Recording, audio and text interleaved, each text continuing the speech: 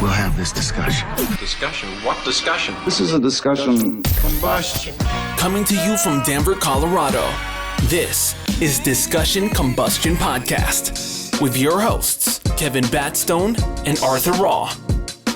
All right, let's go. So what is the mothership? The Comedy Mothership in Austin, Texas? Yeah, so Rogan's Club. It's Rogan's Okay. Club, so it's like the best. Well, there's like clubs. There's LA and New York are always going to be considered the best. The Comedy Cellar in New York is what everyone thinks is the best, and the Comedy Store in LA are 1, 2. And then weirdly, Denver here We're was top always 5. considered 3. Are we? Yeah, the Comedy Works downtown is like legendary, and then there's one in Madison, Wisconsin. So it's always us yeah, in I've heard Madison were like 3, 4. What's the name of the one in Madison? Oh God, Comedy on State. Okay. Beautiful club, great owners, great staff, everything's cool. And then Rogan came and bumped us off the metal stand, which we were fine with because Wendy, our owner, loves Joe. Everyone loves Joe. You know, Joe lived here for a while, like in Boulder. Oh, did he? I didn't know that. So he built the mothership, and It's badass. oh man, I've heard so much about it. I haven't been. And it's so hard for I don't know Joe personally. I've met Joe a couple times, but I don't know Joe like that. And then I just want, and every comic wants to work there. So shout out to my boy Jeff Dye. He was doing the mothership for a weekend.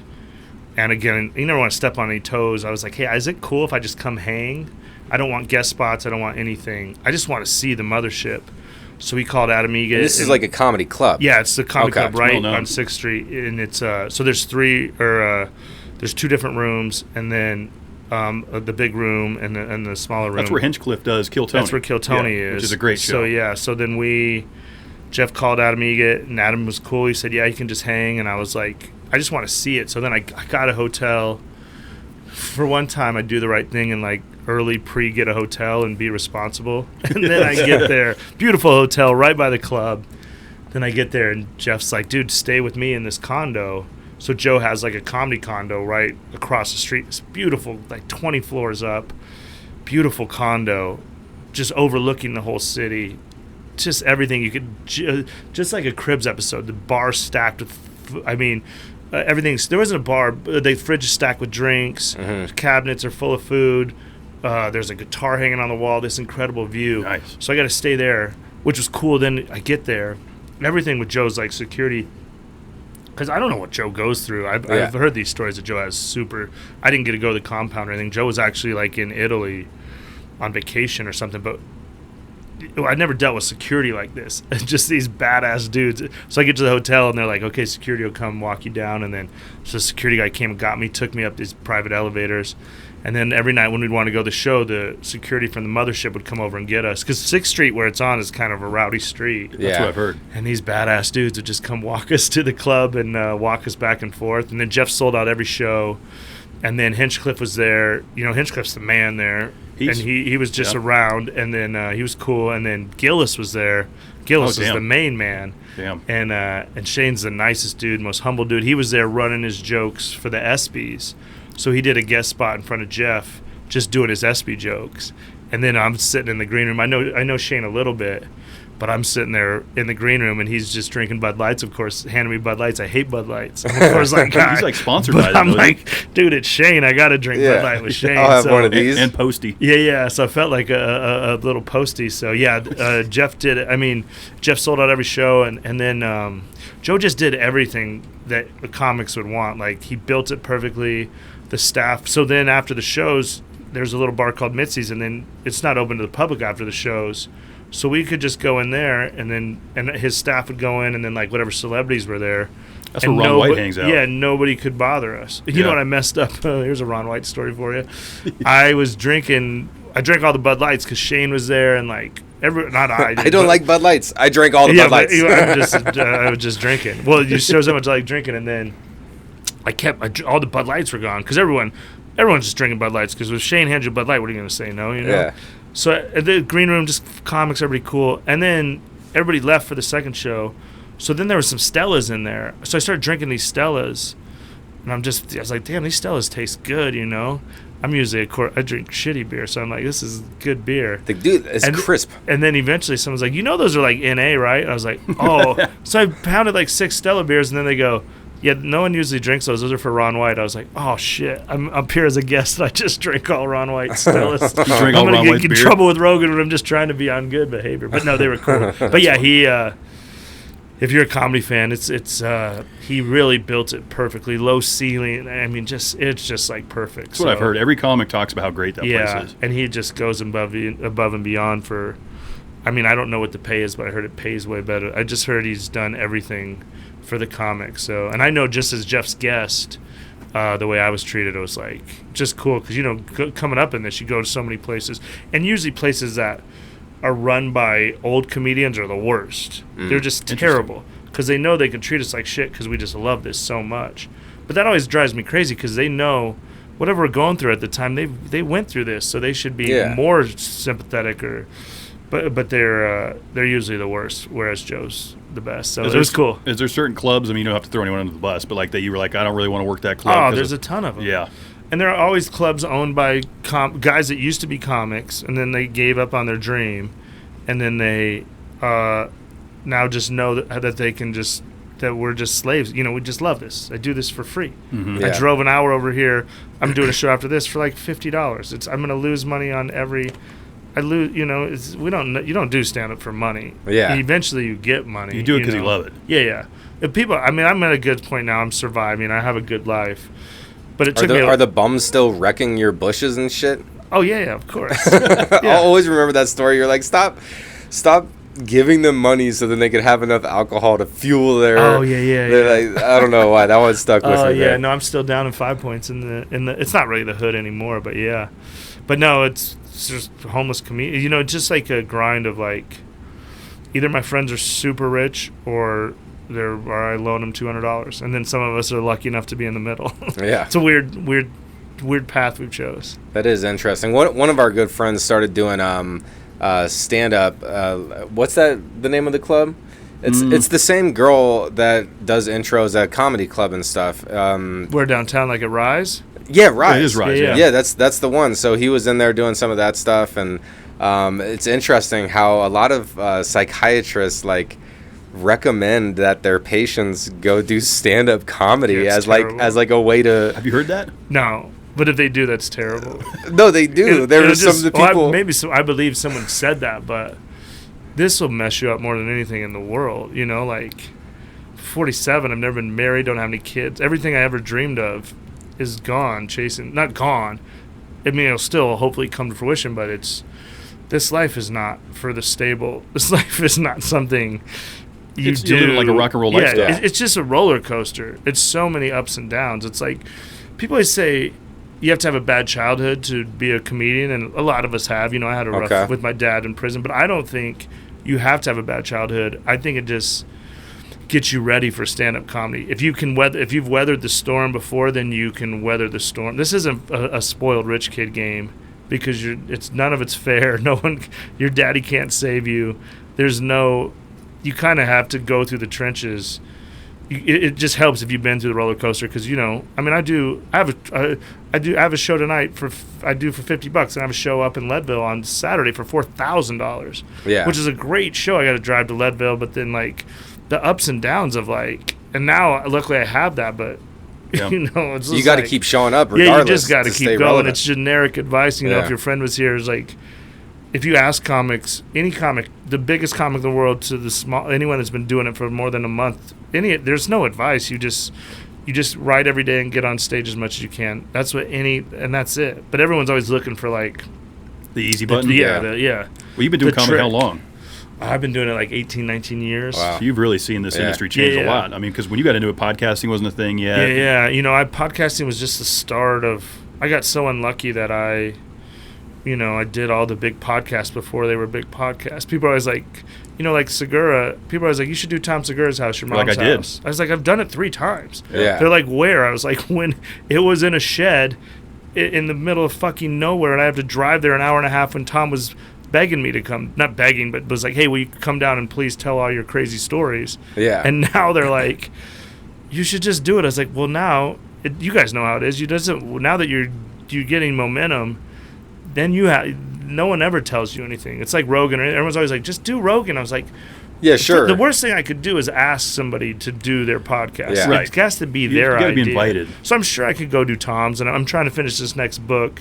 Another thing, like my ex was always like, just go do these big podcasts.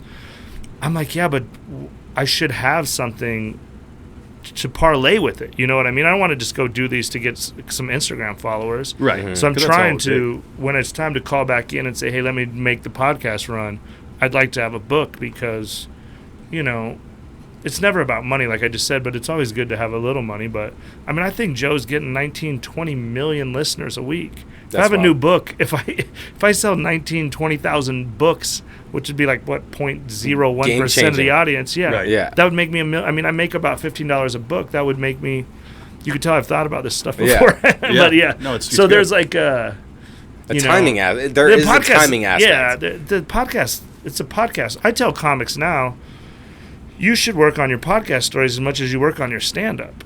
Because your podcast, where you're going to get a fan base. This is how I'm going to connect with somebody. My reel, someone might not see my reel. Someone might start my reel. You know how we all are with our phone. We're slaves. If I don't get you in the first 10 seconds, True. and I do more setup punchline, I do more storytelling. So if my reel comes, you got to stay with it. Whereas all the fans I've ever created is from podcasts, because then they get to spend 45 an hour, sometimes 2 hours. By the end, they're like, oh, I'm invested in this person's, Yeah. That's what I always tell people. Be vulnerable, be real on the podcast, and have stories. Don't come on there, because I know so many great comedians, great writers, terrible podcasters. They have Just zero because they public don't, speaking and skill. I have a couple, like one of my best friends is one of the best comedians in the world. He just has a really great life.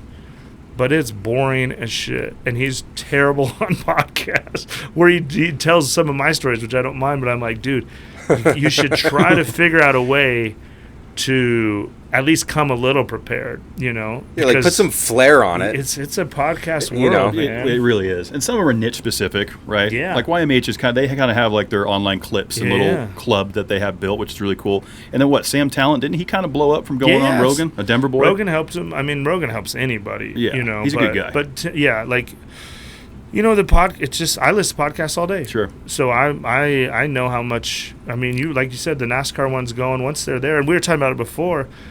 The key to podcasts is just be consistent. It's true. Because I'm trained to listen to my podcasts, and there's podcasts I used to love, and then they weren't there 1 or 2 times. So then I got to listen to a podcast.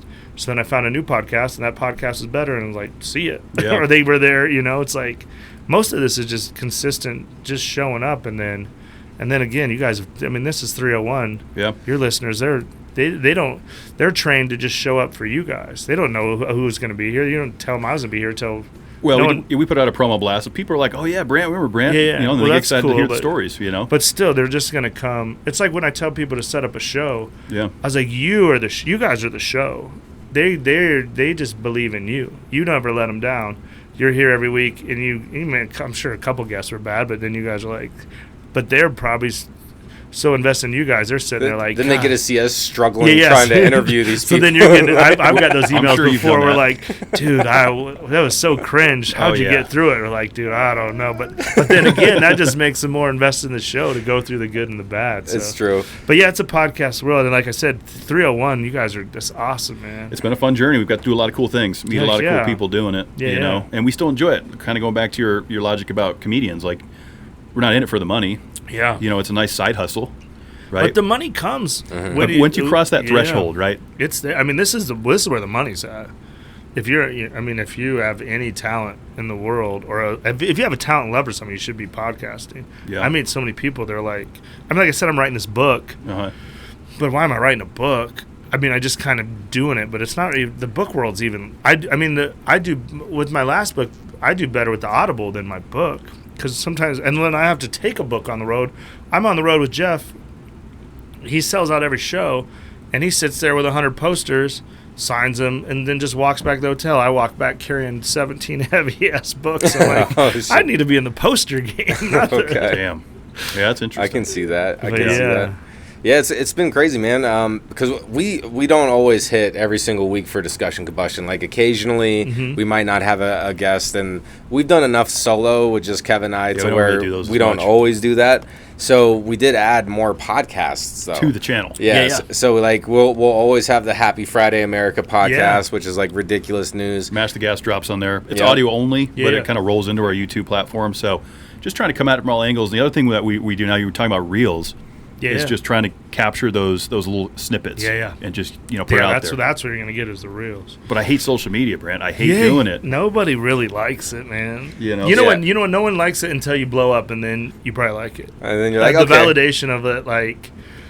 But I mean, that's not why we started doing this. Mm-mm. Nobody, it's like that's like a job. That's why you want to get successful enough where someone else does that. Sure. Where you're still creating the content, not editing and all that. But I agree with you. I mean, that's what stopped me from. It's just like that's not creative. Right. You guys are creators. Like you want to create. There's people that do that are really, and plus I suck at all that. I can do an hour podcast and it'll take me 7 years to make it 2 reels. I'm like, this sucks. There's a lot of AI tools now, though. Yeah. I'm sure, and I'm just an idiot. Yeah. But I'm sure a regular person could do it. But are you still doing, what was it, the Diary of a Piece of Shit? Yeah. That's what the next book will be. But what a great name. Yeah. So that's what the book will be. And it's 50 short stories. A lot of stories that my friends have, but they, like everyone has one great story, at least. But then a lot of people have lives where that story can't go out. So there's people that'll tell me, or I know, like, hey, remember you did this? That's a great story. They're like, yeah, but my wife and you can't kids. put my name. So I've taken a lot of them are my stories. I'd like to just put on the anonymous umbrella too, because sometimes some of these stories, the book. There's some wild stories where stuff happened. Now, at the time, it wasn't as bad. Now, at the time, like, some of the stories in there, you're like, fuck, you can't do that now. Yeah. You probably shouldn't have done it then, but to be fair, like, you just didn't know. Like, so it's, I think the stories are great. But, yeah, so that was what the podcast was. So, and I had the other podcast. I had this podcast, Craigslist Chaos, that went great. Oh, yeah, I remember But then that. I was worried about... Then you got to worry. So I'd probably bring that one back because that one was so much easier because I would just get on Craigslist, put call me in the search bar. Then anybody that put their phone number on, you would call I would just call them and just start talking to them. So that was great because I didn't have to worry about a guest. That was mainly COVID driven because then anytime I was struggling with not being creative, I have a podcast studio in my basement. I just go down there and just Craigslist is always there. Weirdos are always there. For sure. But then it was starting to gain pretty good traction. And then I was like, I'm going to do good, and they're going to take this away from me because there's certain states. So Trevor Wallace, the comedian that did "There's No Laws with the Claws." That was like one of his first videos that blew up, and then he made "There's No Laws with the Claws" like shirts, and pre-sold them. And I think he released them. This isn't exactly right. Well, I think it's pretty close, but. He released those shirts, and he woke up and he had like $125,000 worth of sales. Damn. And he was like, damn, it's on. I got money now. And then White Claw came in, the lawyers came in and took it all away from him. And I was like, shit. They took all the money. Yeah, they had to cease and desist. Didn't sell anything. Damn. Had no money. So he didn't really lose. He probably lost a little money, but it was starting to go good. And then I was like, I need to get a little lawyers behind this because there's certain one-party states, and then once lawyers and shit get involved, I'm like, I don't. Again, that's what I was just talking about. Then I was like, I don't want. I just want to make stuff. So why's it all got to be so complicated just to have fun? Have fun and make money. And then at everyone the same wants time. their piece of the pie. Yeah. So I'm going to bring back something. That's why I was excited to come here today, because I think you guys. I always love that you guys have just done it, and so I've been looking at maybe starting in September, but I just got to get, and the big speech I gave, I know if I'm starting, I got to stay. There's and that's what kind of, I know if I start, we got to go every week, 52, we got to do something. I mean, there's maybe once in a while, because it's wild, because I started this show, I do this Whatnot thing, I don't know if you guys know what there's an app called Whatnot, so I found this app called Whatnot, like a year and a half ago. They just do live auctions, they sell stuff, you just do a live auction on the internet. And I found it. I started buying stuff on it. And then I was like, this is cool. And I was like, I think I could do good on it. So I started selling hats. Okay. So I do a hat show once a week. Every Tuesday I do a hat show on Whatnot. So how many hats do you think I sold in a year and a half? Depends how many you had. Just guess. How many things? What'd be a good number to sell in a year and a half? A year and a half. So every and I Tuesday? do a show once a week for a year and a half. How many hats? 200. Yeah, I mean, I would like to think you at least sold a couple per episode. Yeah. Or like, So this last Tuesday, I went over 20,000 hats sold. what? Holy shit. I do a What kind of I hat? do a 5 to 6 hour show every Tuesday. It's almost like a comedy show, and I sell hats. I sell between 300 and 400 hats a week, and any hat, this hat, your hat, any hat. I go to the now there's other ways to source it, but I go to the Goodwill Outlet. There's these Goodwill Outlets here, Okay. which is another wild thing that I didn't know. You probably don't even know about this world, but it's where they just bring out every half hour they bring out bins, and it's just chaos. And it's just like competitive shopping. At Goodwill? Yes, It's like but they're only at the 24-hour outlets. Black Friday. Yeah, no, it's like the outlets, but then so it's hard to explain. I've never explained it. No one even knows. Most people don't even know this. Like I know Goodwill. I've never heard about the. Most people in my life don't even know anything about this. I'm hearing it from So you. they Two more over yeah. it. So they bring out hats, and then I go get the hats. You pay Okay. $1.89 a pound. So, but they pound. bring out anything. But luckily, it's mostly Mexicans that are buying stuff to take back to Mexico, and then there's like young, they call them T-shirt boys, trying to get like vintage shirts. And I found this niche with hats that nobody really messes with hats. So I pay about 20 cents a hat. My average point of sale on the show is about $7.30, $7.35.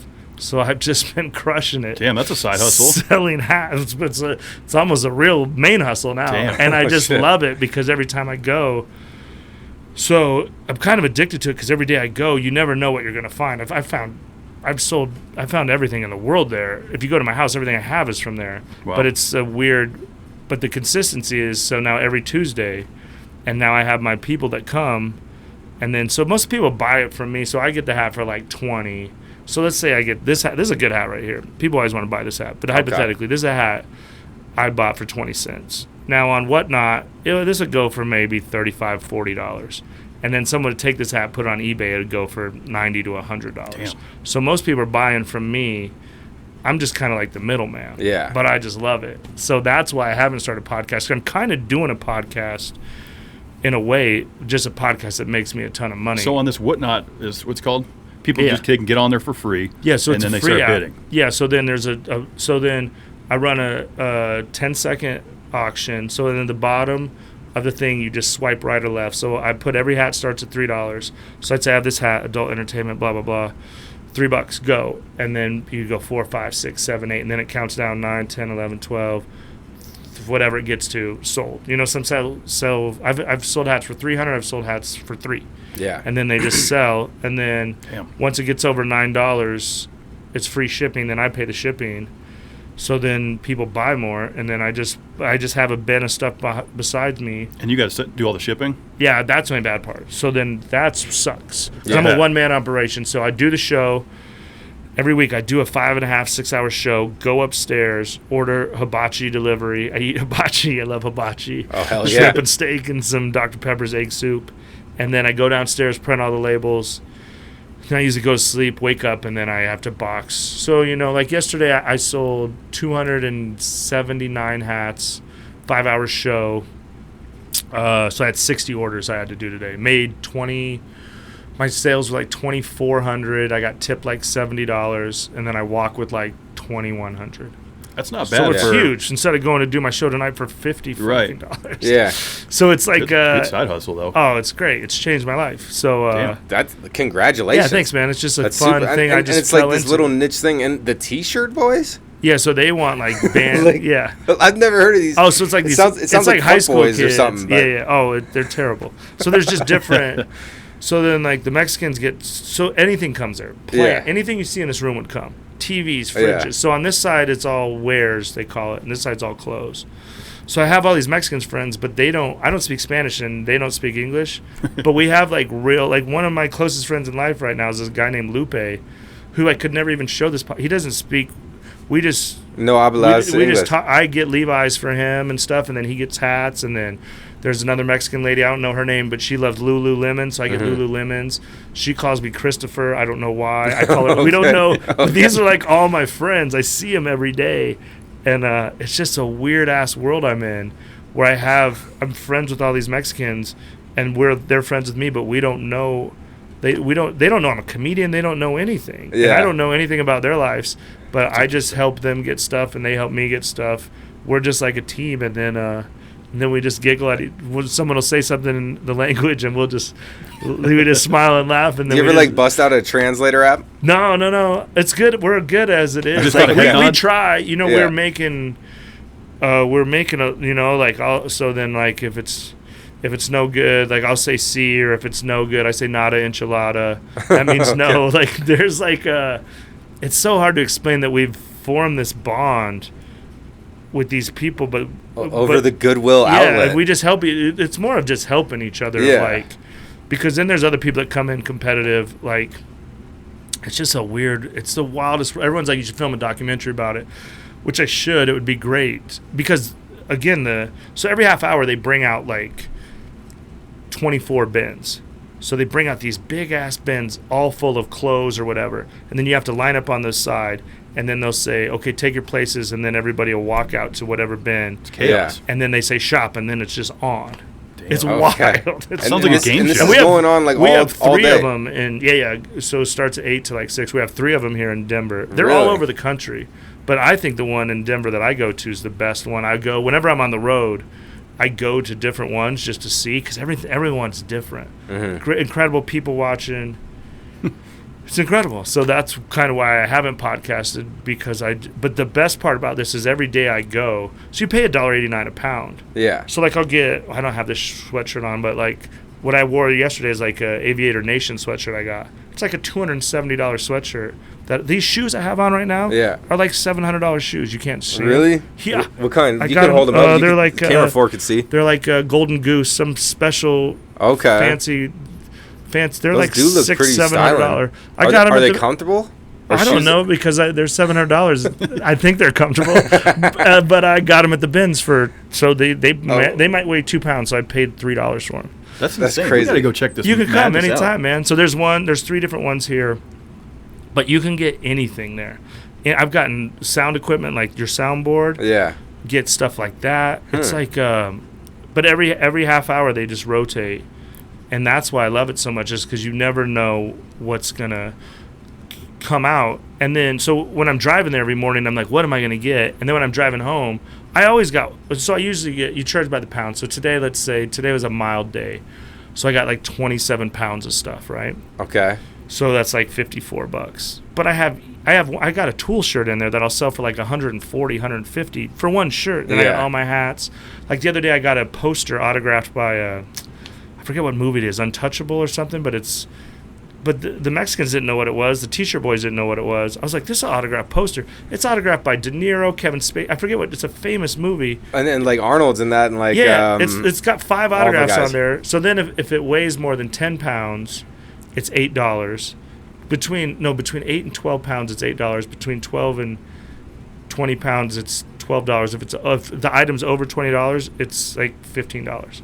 So you'd get like a fridge. It's $15. That's crazy. It's wild. You that's guys come insane. hang out. It'll blow your mind. But they have them in every town, and it's so I'm addicted to it because the excitement every day driving mystery. there. You just never know what you're gonna get. And if you came to my house, I have all this. I got a painting hanging up in my house, an autographed painting numbered, that I currently have on eBay for sale for like, I think I have it for $27.50. But it's this beautiful painting that everybody comes over and says something about. I got it at the bins for $8. That's Like crazy. the bins, huh? That's Yeah. I got to get my eyes on it. I got to see what's going on. Now, are I people get like so much- fighting? Yeah. Well, so a lot of us regulars are there. That's another thing. Like we bond over. Like this everyone guy recognizes today, like courtesy. So like today, my little buddy Lupe, he's an older Mexican. He's maybe 5'1". Then with these young kids, they all love the Carhartts. So then there's kind of like a respect thing where if you're both gonna grab it, then you flip for it. Oh, But this flip- guy flipping flip coins. a coin. Oh no! But hell yeah. but the young dude, I love but flipping the young coins. dude took it, and then Lupe was walking around, go, hey, and I was like, did you flip yet? Because the guy shouldn't have even done it anyway. There's like some rules to this, Yeah. some unwritten rules. And then Lupe's a nice old small man, so I was like, and he's my guy. Yeah. So I found this kid. I go, hey, what happened to the flip? He's like, oh, I took it to the car. I said, what are you doing? You're supposed to Yeah. flip. Go get, there's like. And then he won the flip, which made me mad because the karma of it. At least he went back to go flip. Well, he had to because I was about to get the Mexican cartel on. Because that's the one thing we all bond upon is like it's still like it's chaos, it's ghetto, it's trashy. Yeah. But there's also kind of like a street rule, street justice of like treat people. All of us that go there every day, there's a bond of like, hey, you can't be an outsider and come in and be like. You know, because so then everybody grabs their stuff, then they line up. It's ghetto in there, so everyone has their piles up against the wall. But you can't go take stuff out of people's piles. That's their. Yeah. It's just like a lot of rules that you have to. So how many visits did it take before you got this rule set down? Probably like the first I tell people you go, you're going to someone else's home almost like like you're an enemy. Not enemies. That's a little dramatic, but you like who's this new person? You go in. Oh, you definitely see somebody that comes in and tries to break all the rules, and the staff knows. So many of us go every day. There's just like, but when I go to someone else's bins, the first 2 or 3 rotations, I sit back and watch but I'm also like understand how respect works and I have so much respect for mine. That every bin, so like at other bins, like in Albuquerque, they bring out the bins, but then there's a blanket over it. Okay. So then they 3, 2, 1, then they pull the blanket, so you don't know what's under it because some of the bin boys got kicked out because you could see when the bins come out. So then they run around. If they see a Carhartt, then it's like chaos for it. But they've done a little better of policing. It's hard to explain. Wow. But it's a cool, wild world. I've never told anybody these stories. Yeah, this is very interesting. Yeah, because it's kind of hard to. Like, when I take girls out on dates, they're like, so what do you do? I was like, well, I'm a comedian, first of all. And then they go, what do you do in the day? And then I explain it. And they're like, so you just, like, pick up trash? I'm like, just eat your free dinner. And, like, don't, like, this trash paid for this incredible night you just experienced. Yeah. So it's kind of like, once you go, though, it's a cool thing. Like I've learned so much about NASCAR because NASCAR is big on eBay, or NASCAR hats are big, or NASCAR jackets. NASCAR's money. Diecast. Yeah, so anything like NASCAR I grab, and then I'm bidding. But the beauty of it is that with Google Image and everything, so they do a rotation, and then you have like a half hour between. So then you just grab. What I've learned so much is you grab anything that's unique, and then you go back to your chair, and then you just Google image it and go, oh man, I found this limited edition some Grateful Dead Beanie Baby doll today when I thought Beanie Babies are done, but I was like, this something about it. I've got an eye for stuff now. Something about this, and I went and looked it up. $110. But then I'll run it on my. And it was like a pound. So I'll run it on my Whatnot. Yeah, so it maybe cost me 80 cents. It probably wasn't even a pound. But then I'll put it up on Whatnot. And then let them bid on it. I start everything at $3. So then people are like, oh, you could put that on eBay and make more money. I could, but then my house is just full of stuff. Yeah. The biggest thing I learned is just do not become attached to anything. That's true. I just get stuff and then I run it. Stuff. But the best part is I get stuff for you now because I know you love NASCAR. The coolest thing is I have so many, like, I shouldn't say it like this is sound terrible, sound douchey, but I have a lot of rich, famous people in my life, and you can't buy them stuff. Because if they want it, they got it yesterday. But I've been able to find vintage stuff or cool old post or something, like unique, a Dan Marino Sports Illustrated poster from 1984 that I could send to one of my, Bert Kreischer, somebody who loves something that'll be like, oh my God, I never thought I could get something like this. So, or, that's the fun part is like now thinking about NASCAR, I was like, now I'll just text you something. And the other beauty of it is I'll get something. I'll text it to you, go, hey, you want this or no? And you'll be like, no, and then I just put it back in the bin. But if you're like, holy shit, I'm like, that's $3. I got you, dog. And you're like, let me give you some money. I'm like, no, it's cool. So it's just like, that's cool. The randomness of it is just like, so wherever people watch, wherever you live, they're called the Goodwill Outlets. Is what they're technically called, but most people call them the bins because they bring out the big old everything bins. In big blue bins. So is this just like excess inventory from all of the? They're just like, we got to get rid of this shit. Yeah. So it's just like, I don't, and so it's wild that you find, but I think because sometimes people are like, why is there good? So when stuff comes out and it's still tagged from Goodwill, you're like, oh, it's probably bad because it went through the Goodwill. But the problem is Goodwill got so greedy that they price their stuff so high that no one, a T-shirt at Goodwill is like $12.99, but then a shirt at Target's $18.99 or something. So a lot of times and a lot of times they just don't know. People don't. I've learned so much stuff that I've would have passed over 100 out of 100 times now, I pick up and, sell for over 100. I've sold like rare Halloween masks, again, if it's unique, I grab it. Yeah. And then you can go look it up. But I've learned so much about stuff no one needs to know about. But again, that's the fun part. You're just like, there's nothing better than it does sound it's new every time. Yeah, I Googled this. I saw this little Wizard of Oz puppet the other day thing. Googled it. I saw the tag 1987. I just like, this feels like something. Immediately Googled it. Go to eBay. They're selling for like $450. Put it in my show on Whatnot. Someone buys it for $225. They immediately put it on eBay. They sold it for like $575.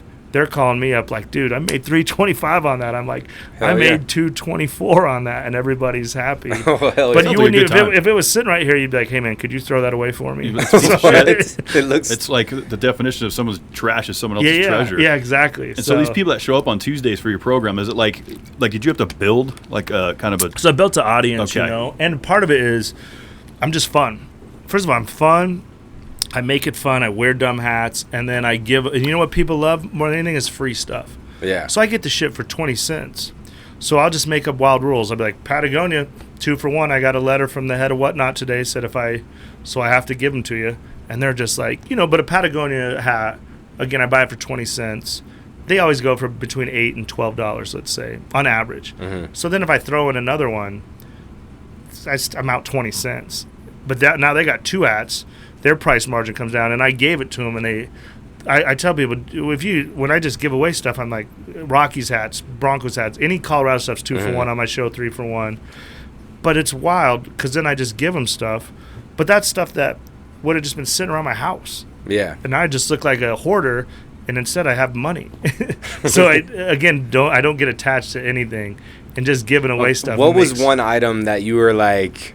Oh man, I kept some stuff, but like the best hats I got this Boys in the Hood promo hat. Okay. From the movie Boys in the Hood, 1994, really hard to get.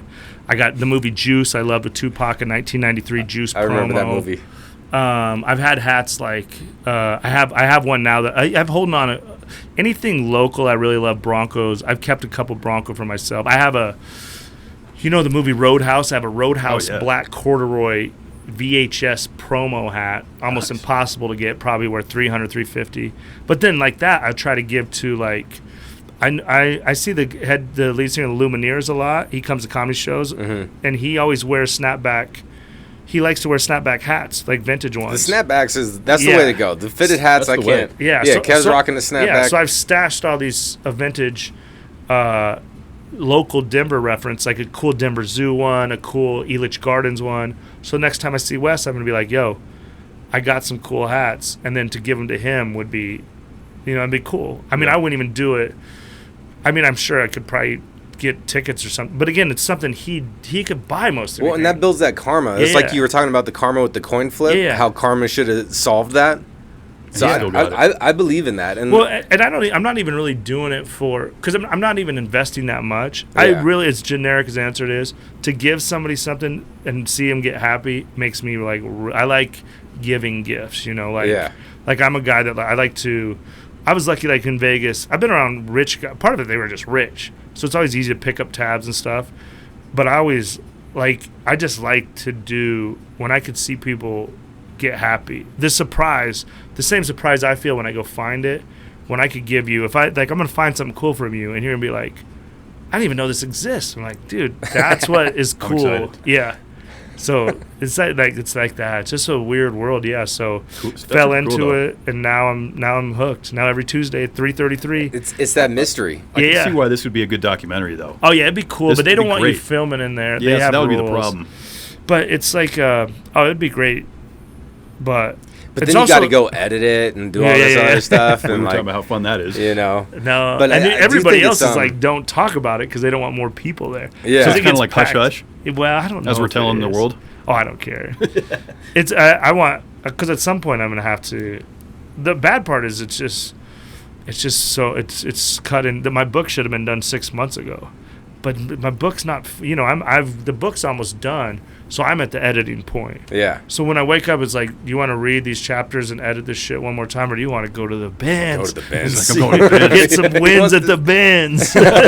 See my Mexican friends. Amigos. Hashtag wins at the bins. Mm-hmm. That is hilarious, and I love that like you've formulated a bond without actually using dialect. And that's what's interesting too, is like it goes to show that humans actually communicate a lot with strictly body language. Like you can get by. It's so when I was dating this girl and I was trying to explain to her, like, when I have my birthday party, I want to invite Lupe and his wife. And Lupe's maybe, again, he's probably 58, maybe 4'11", his wife same age, she's maybe 4'7", just the sweetest. But they're like my friends. Like every day when I get there, I walk over, Mita, we fist bump. We can barely talk, but then, I go buy him a burrito, and then he's like, we just help each other in the most simple, we just help each other to help each other. And then we go home. I don't have his phone number. He doesn't. We don't know. They don't know. But I'm a comedian. If Lupe stopped showing up to the bins, I'd be crushed. If something happened to him, I would be. I see him more than anybody in my life. So then he does the bins, and then he does the flea market on Saturday, Sunday. So then I go out to the flea market and I see him. He's my first stop. What's up? How's everything? He's always like, you need a water. It's like, you need. We just we're just like a team that's never even officially announced. We just know we're a team. Me and him and his wife, and then whoever's with. It's just, it doesn't make any sense. We don't know. This is like it seems so adorable. Yeah, it's really. It is kind of. As I'm saying, it sounds, but like, he's one of my best friends, and I don't know anything about him. Wow. I just know. I know his birthday's November 3rd because every day, I'm like, I just go. It's Lupe. I just tell everyone it's his birthday, no matter what, and he just thinks it's so funny. I go, it's Lupe. Happy birthday, Lupe. Let me buy you a burrito, and then everybody will be like, in Spanish, talking to him, and then they're talking to each other. I don't know. He just says, pendejo or something, gringo. They call me something, but yeah, I know his birthday, and I just know his name's Lupe and his wife Sylvia, and that's awesome. Well, that's it. We don't know anything. What a bond. Yeah, it's wild. Bonding over the bins, man. Bonding at the bins and the flea market. If I could find a relationship like I have with Lupe, it would be if I love so much as much as Lupe and his wife. Wow. Yeah, I only hope that people out there that you can find a friend as good as Lupe.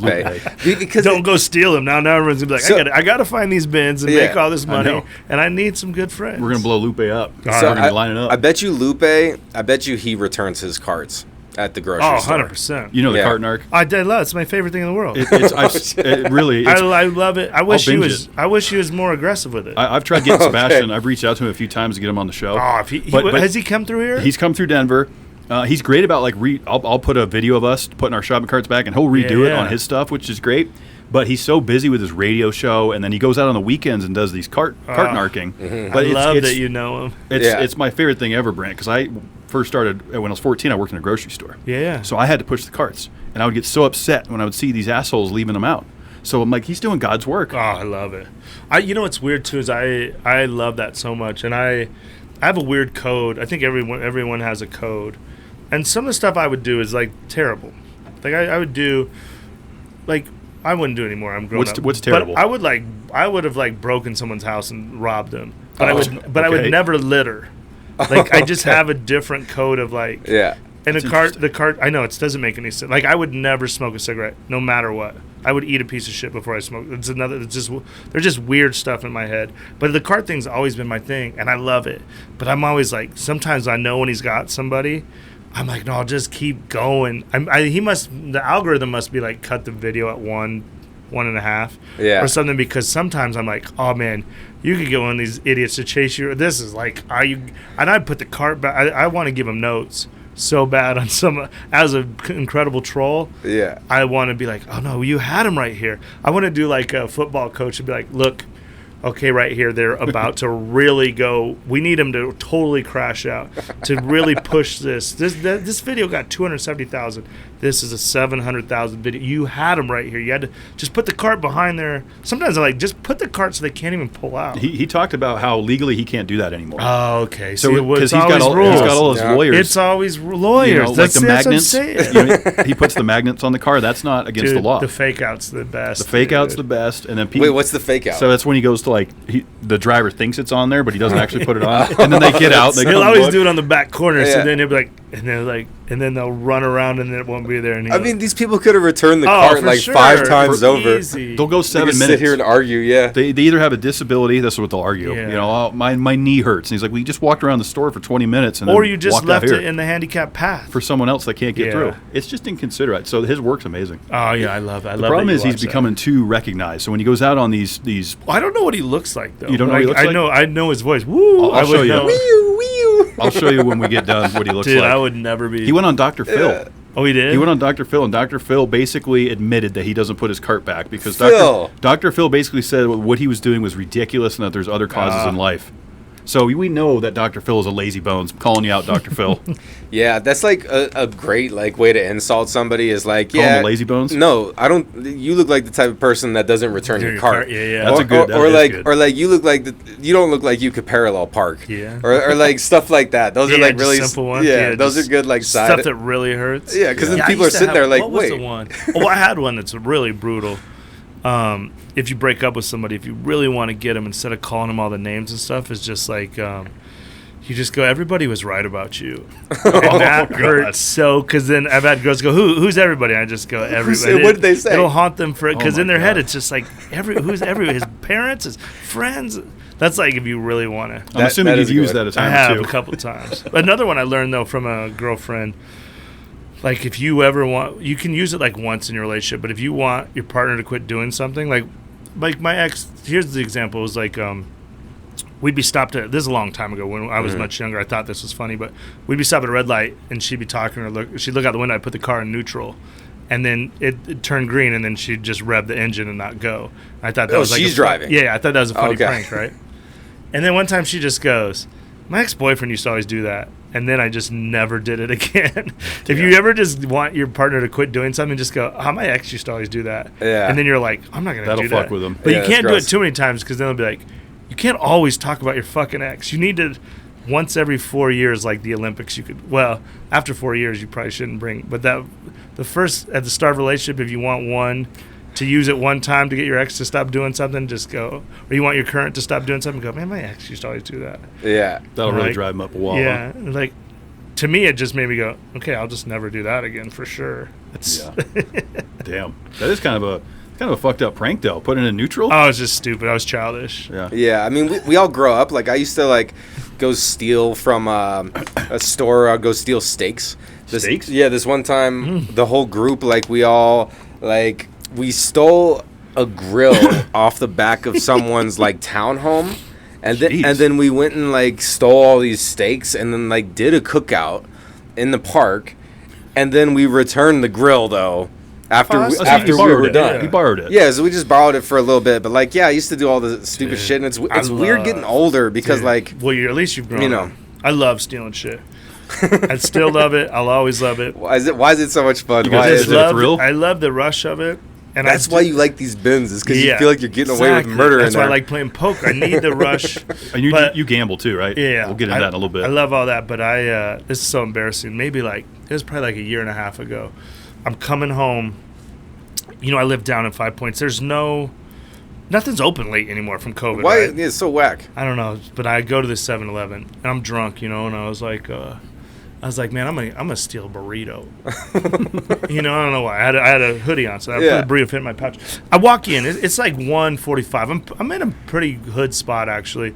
They have a security guard there, and it's this chick, and she's gorgeous. Okay. I'm like, is this a prank show? I swear to God, this is how hot she was. And I'm deep in 5 Points, if you don't live here, it's pretty hood where I live, right? People get shot at this 7-Eleven a lot. And I walk, there should never be a hot chick there ever. Yeah. Ever, just for any And the reason. security guard And she's is- in a security guard. I walk in, and I'm telling you, it's 1:52 a.m. I'm like, damn, this girl's fine, right? And then I'm like, whatever, I'm still going to steal a burrito, you know, because I made my mind up. So then I go, I put a burrito in my pouch, like a kangaroo, you know, put a burrito in there. Then I go buy some drinks, though. I always buy some, too. Yeah, that way So you don't look as... I love Heath bars too, Yeah. so I throw a Heath bar in there, and then I get to the counter, and then I look up and there's a TV screen. There's all these cameras in there. There's like a 12-panel screen of all the cameras in the store, and this girl just goes, "Hey, what's in your pouch? And I go, nothing. She goes, it looks like you put something in your pouch. And I go, I don't know why I did this. Probably the dumbest thing I've ever done. I go, I'm a comedian. I work at Comedy Works. Like, who tells where you work when you're in the middle of committing a crime? I just go, I'm a comedian. Like, I work at Comedy Works. She goes, okay. She's like, don't ever come here again. I was like, so I go, okay. And then I just pay for my drinks, and then I just walk out. With the burrito. With the burrito. She can't, I don't think, lawyers again. I didn't even think of that. But she's like, okay. And then I told my friends, they're like, why would you tell her that you work at Comedy Works while you're committing a crime? I was like, I just thought that's what I was supposed to. I don't know why. Have you been back? Oh, yeah, I go back the next day. That girl's never been there again. Like, it's just, this is a one-time security guard. This is the hood side. People steal shit from there all the time. Yeah. I mean, yeah. They're a burrito, they got off easy. Because one time, I used to steal, because first of all, I just do it to make my friend laugh. But one time I'd walk home from Lions Lair on Colfax. There's another terrible 7-Eleven, right? Yep. I was trying to eat healthy. I walked up, and then there was string cheese wrapped in prosciutto. Okay. Oh, yeah. I was like, I'm going to get this for sure, you know. If I'm walking home, it's like 2 in the morning. But then I looked at it. It was like $11.99. I was like, on principle, how dare you? This is way too much. So then for every time I would do the open mic at Lions Lair, I would leave, and then I would just go to that, and then I'd buy a couple drinks, and then every time I'd steal like no matter how many string cheese and prosciutto they had, I'd take them all, and then put them in my fridge and text my friend Jason and go, got him again. And then, but I don't know what, but that was one where they'd always throw bricks through the window. That was like a really homeless area. So the guy was probably just like, whatever. But then I was like, got a girlfriend or something, and I told, because every girlfriend's like, I want a partner in crime. And I was like, okay. You're like, I was like, all right, crime? I commit crimes. And like, you're in your 40s stealing prosciutto string cheese? I was like, I can't do this anymore. It's like another time. This is another embarrassing one. One time I was like, because I eat out every meal. I don't cook really. Yeah. So I was trying to be all cool with this chick. She's like, what do you make food? I was like, I don't really cook. I don't cook. I just eat out. I don't really know how to cook. And she was like, you don't know how to cook? That means you don't know how to read. And I was like, oh, yeah, I guess you're right. Cooking is just reading directions. But it was very embarrassing the way she was. I was like, oh, she didn't think I was cool at all. She thinks I'm a loser. Because I did try to cook. I tried to cook scrambled eggs one time and messed it up, which is like so embarrassing. Scrambled eggs? You overcooked them. Well, you had to have overcooked My girl, I was trying to make breakfast in bed for my girl. She thought they were hash browns. Oh, damn, you cooked the shit out of them, huh? I don't know what I did. That's how bad I am at cooking. This isn't even like a bit. It's embarrassingly bad. One time I tried to make tacos. So one time I was like, okay, I gotta do better in life. So I'm going to try to cook something once a month. And then by the end of the year, I'll know how to cook 12 things. Mm-hmm. Lived in L.A. with my comedy roommates. I love tacos. So I was like, let me cook tacos. And then I messed up tacos. And then my friends are like, you're so stupid, dude. You can't how do you mess up? I don't know, man. It's just not for me. Maybe, I feel like you're overcooking and I just hang out with Mexicans all day. I should know how to cook tacos now. I don't know, man. I'm just stupid. I got to do better at cook. I don't have to, but. Well, I mean, Kev, you were not a good cooker. I was a terrible cook. And then now he's making all this. Once we started getting like some Hell's Kitchen chefs on here, I got like a real passion for it. See, that's cool, man. Yeah. I wouldn't consider myself a chef, but I love smoking meats and doing I cook a shit. little now in my air fryer, but that's like cheating. Oh, see, I need one of those tools. I don't have an air fryer. Oh, life-changing. What do you put in it? What do you like to fry? I actually cook steaks in it. Really? In the air fryer? Yeah. But I put like nuggets. You put anything in there, really. But I like to cook steaks in there because it's just easy. And the steak comes out not dry. Yeah, it comes out pretty good. I've through trial and error. I mean, I butchered some of them, but that's what I meant. It happens. Yeah. My ex, she would use air fryer. My ex is a really good cook, so I was spoiled that she'd make all this good. And I'm supposed to be gluten free. Okay. But I gave up on that. That went out the window. It's terrible. It's difficult. It's not fun. Everything sucks. No, it is. So what do you get like bloaty and how about like dairy? Can you eat ice cream? I'm probably just not supposed to eat anything, but I just shit. Like, this is embarrassing too. This is probably why I'm alone. But like once every like the other day I was on a date, I barely made it. So my body is like, once when it's go, I have like 45 seconds. Oh shit! It's literally that way. bad. So nothing else really bothers me. But then it's just I gotta go. So I took this girl to fancy dinner, Garden Grace, and I was walking over to Red Square. But it's like a 3-block walk. I thought we were good, you know, had dessert. Because, again, on a first date, I don't want to be a lame-o and be like, can I have a special nerd menu? I want to eat, like, good. And plus, I want to eat good food. If I'm spending all this money, I want to eat good. Mm-hmm. And then, man, I was like, we're about a block and a half out. I was like, I got to go to the bathroom.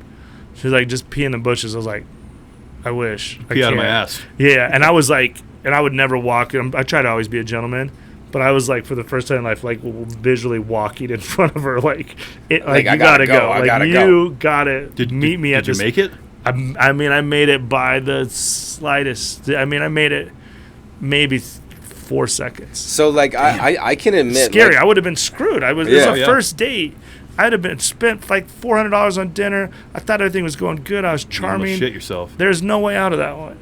Damn. So I made it. I feel like I have at least pooped myself once. Oh, I have. As being like an adult. Many times. But generally, I can hold it. Like if it's like on the gate. I can't hold it. But that's the issue right there for you, huh? It's no, like you can't hold it back. I mean, and I'm not lying. The alcohol doesn't help. I've shit my pants at least once a year for the last 16 years. Yeah. It's just a built-in. About once a year? Yeah. I mean minimum. Yeah.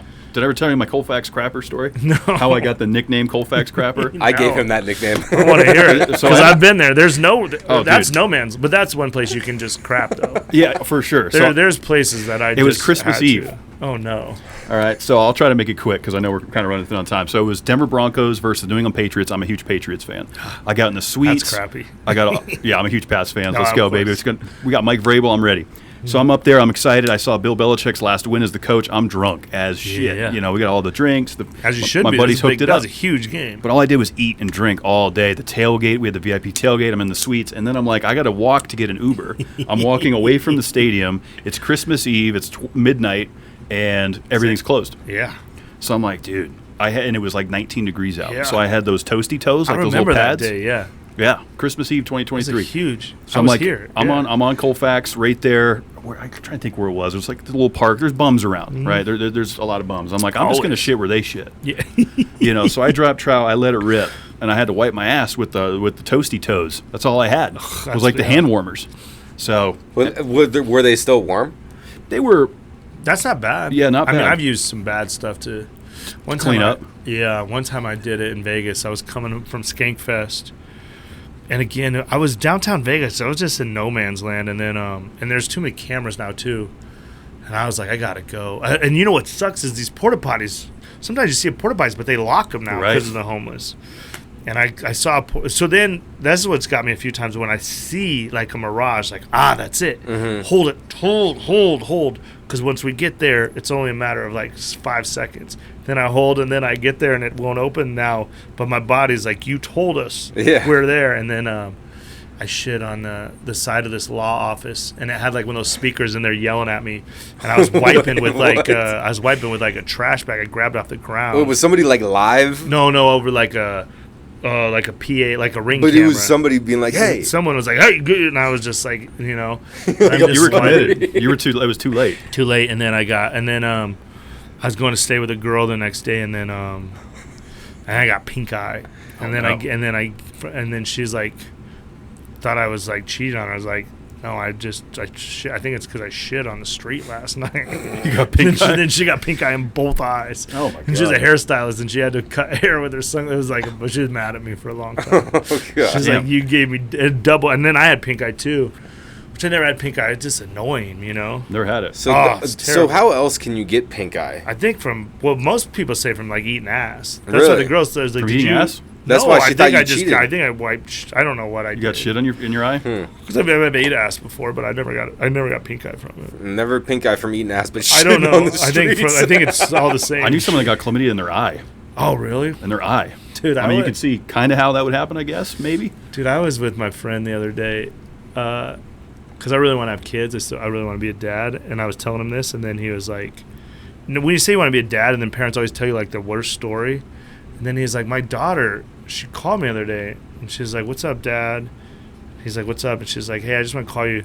He's like, it was either chlamydia or I got chlamydia in my throat or syphilis in my throat. What? And I was like, she's like a 20-year-old in college. I go, why would your daughter tell you that? He's like, I don't know, man. But see, you don't want to have kids. I was like, I still want to have kids. I just don't want to have a whore. Like you're I don't know which. It was either.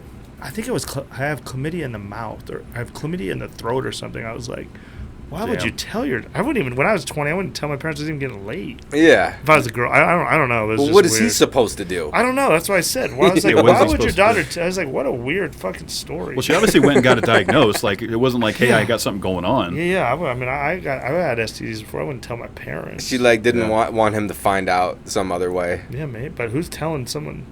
You know. Yeah, that's. If you're my friend, you're like, hey, I gotta tell you something. I was like, why did you tell me that?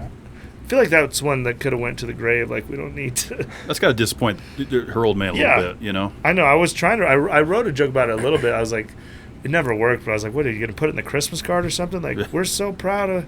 I almost said her name, but she met one of the basketball players at the school, and now she's got chlamydia in the throat. But he's averaging 12 points, and we get tickets. We're like, what? Oh, God. What kind of story is this? Man. Yeah. That's That is weird. too It's fun, wild man. out there. What a wild episode, man. I mean, life. Yeah. Win That's at what I the love bins, about man. this coming with you guys. You're like, what are you talking about? I was like, I didn't know we'd Just talk gonna about chop any of it up. this. Yeah. We're just gonna chop No, it it's just up. good to catch up, man. It's been a while. Yeah, man. I'm so glad you guys are doing good. Yeah, Yeah. no, you've been with us since the beginning. Since the basement basically, days. Since Yeah. way back. Dude, Yeah. wow. What episode was that, you think? It was Probably like like 50-something. It was during COVID, Dude, right? wait, whose house is that? That was so Jamie, our good friend that let us build the Yeah, studio yeah. down there. What a great guy. Because you guys that was band practice down there, right? That's when I was Yeah. with the Ridge Runners, yeah. Dude, I remember that. That was cool. That Yeah. was That that was basement like, and they had all the beer bottles and like all that you know stuff. what? I think of that. To get into that neighborhood, I've only been in that area maybe like there was nothing I do out that way. So randomly a couple times I was like, You're like, I've for been whatever that light is before you went left, I was like, yeah, I remember coming doing a totally podcast, forgot yeah. we did. Guys, Yeah. now you guys have a beautiful studio. Yeah.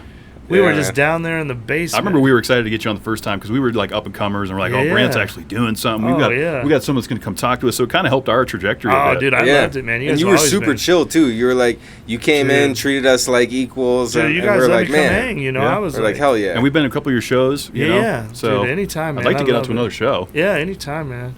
Yeah. Anytime you want. Cool. You'll hear the same jokes. You might see me at the Brandt bins. Tobler, man. Brandt Yeah, Tobler. come to the bins. Come hang out with me at the Yeah. bins. I want to meet Lupe. It was Lupe. Lupe.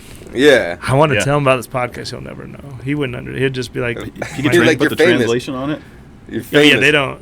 I'm not even famous, but it is sometimes an insult. Like, No, now Lupe's famous. oh yeah, Lupe. But chopping it I'm up. a little bit like, guys. I've been on TV.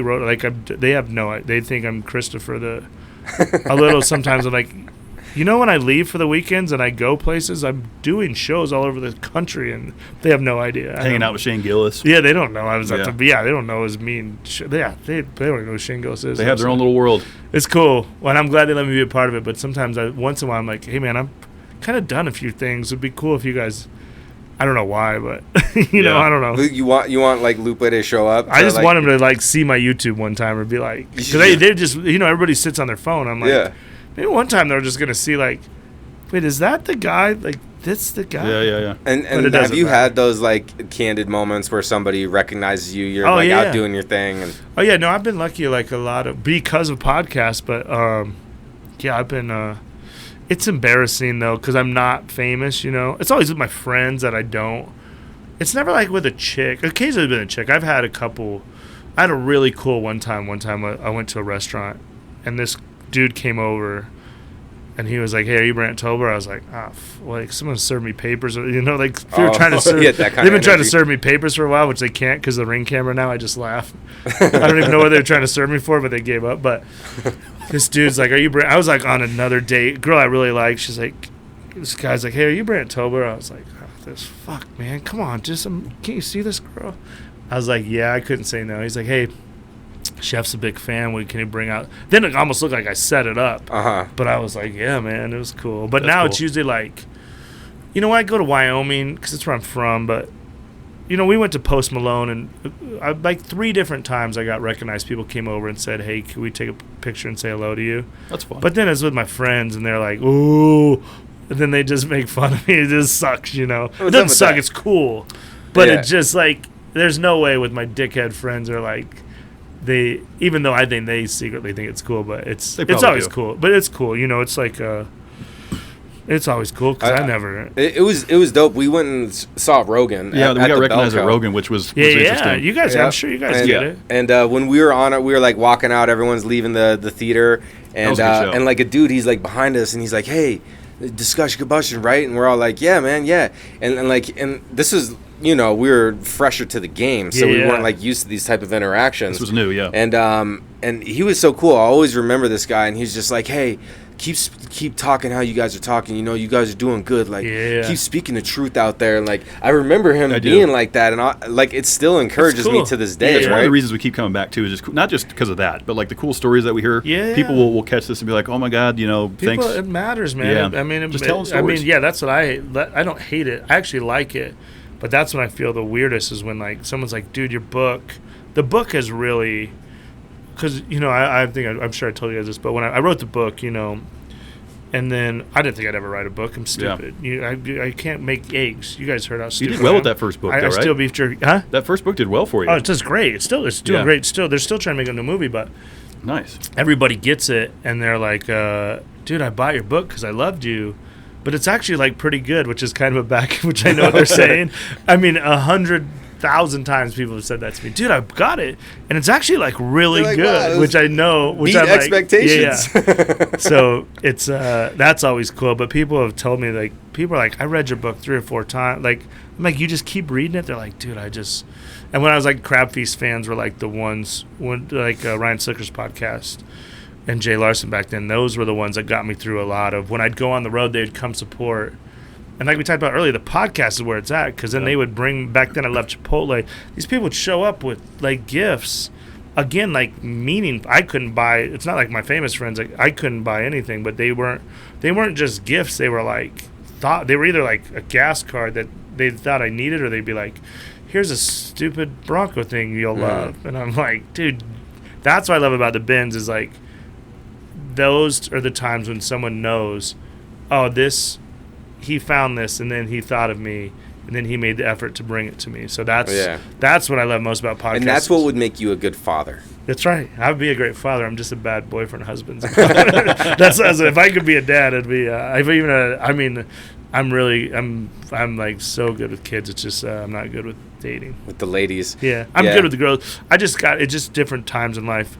This job isn't really built for relationships, but then it's also like, I don't know, what am I just quit? This is a hard job, because even when I got to go away to make money, and no matter how much trust this is not a comforting thing, because the girls, if I date girls, they go to a show, they see after show, then girls, and I'm not good looking or anything, but there's just something about, you got the energy going. Yeah, so then like they see when I do a show here, then people want to come talk to me after the show. So if I'm in Dayton, they're just like, I know these girls. I'm like, I mean, the best relationships I had, you have to have trust, but it's just hard, man. Being away, just a hard life. It's a tough way to make a living, but you love it. Oh yeah, it's not a job. And, it's I don't even consider it a job. It's a lifestyle. I'm going to do this tonight, and it's like, I got this new joke I've been working on. It's like, I'll go in there, they'll give me free food, give me a beer. I'll go up, people clap. It's not like hard. People have real jobs. No, the bins are like you more do have of a good presence though, like, and it's like it's obvious that you've been doing it over a decade. Yeah, like for sure. I think you're a great comic. I love your jokes. You, man. I see your stuff online. It's great. And part of it's just luck. I'm like if I did Rogan tomorrow, I'd be famous in a second. Isn't that crazy though? It's just part of it, but I can't control any of that. So, like when I went to Austin, when Jeff was like, "Go," I mean, I told my Whatnot people, I was like, "Dude, my life could change in 1 second. If I got on Rogan and I told all the stories I told on here before, it would do so good. And then I would sell probably, again, like if I sold 1% of 19 million, 0.5% would change my life in a second. Yeah. But I can't, people are like, just tell Joe. I was like, I can't. I just got to keep going. And then it's all... It'll align. Yeah, but even if it does, I still, I get to hang. I'm doing this. Right. Like, this is cool. It's good. My fun friends, time. they don't. Regular people are like, dude, how do you do a podcast? What, you get to be a guest? You know how many people want to come? You guys know how it is. People want to. You guys pick and choose, but I never thought I was a dumb kid. I was supposed to be a railroader. My uncle, my grandpa, my father worked in the UP, the UP Railroad in Cheyenne. Mm-hmm. But they're fuckheads, and they got kicked out, and they're degenerates, and that's probably how I got to kind of be thankful that they were such pieces of shit. That's why I'm stealing prosciutto string cheese, but somehow I've figured out a way to talk about it on stage and get paid for it. Hey, there's always a way. Yeah, who knows? We'll keep grinding, man. You know it. I'll be back for we're one episode away. Hey, look, this is the episode. Everything, yeah. This is the one. Dude, you know what? And you know what I always think about too is because Scooter Braun, you know that Scooter Braun dude that everyone hates because of Taylor, but he did say like, our business is a little different because I wrote that book and I think it will get made into a movie and stuff. But like, music's where it's at. Because like music's the only thing different. Like any of us, you could write a song tonight and change your life in one day. Mm-hmm. Like my book, I had to write the book and it's got to go through editing, all that.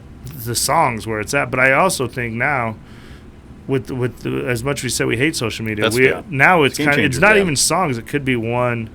It's just one person decides. One person sees. If you guys make a reel of this, then I post this, then post. Look at the Hawk 2 girl. Mm-hmm. Yeah, no she shit. She says one thing drunk in Nashville, and she goes like mega famous overnight. Life changed. Yeah, no shit, man. So you just never know what's going to happen. So keep going. That's keep going. Always the advice. Keep showing up. Show up, show out, full send. Where should our viewers and listeners go, Brandt, to get in touch? My phone number, my address, depends which listeners. No, you could just, probably easiest, just Instagram. Just at Brandt Tobler, BrandtTobler. I don't post. I post stuff on there.